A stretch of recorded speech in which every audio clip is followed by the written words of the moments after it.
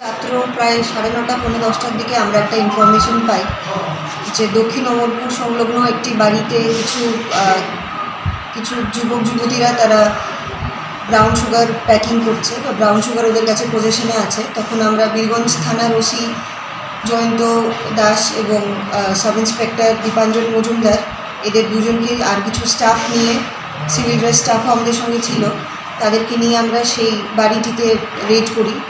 তো যখন রেড করার পর তখন সেখানে আমরা দুজন ছেলেকে পাই যারা ব্রাউন সুগার প্যাক করা অবস্থায় তাদেরকে আমরা পাই।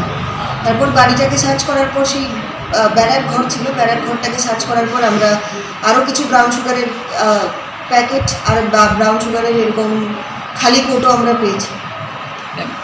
কতজন ছিল এই ব্রাউন সুগার যে প্যাক করছিল? তারা দুজন ছিল যারা ব্রাউন সুগার প্যাক করছিল। আপনারা কোথায় থেকে অ্যারেস্ট করেছেন? জায়গার নাম হলো দক্ষিণ অমরপুরের। আমরা এই রেডে পেয়েছি, তাকে ওয়ে করার পর দেখা গেছে যে এটা 13.88 গ্রামস, আর এছাড়া আমরা প্রায় 1,500-এর মতো খালি কৌটো উদ্ধার করতে পেরেছি।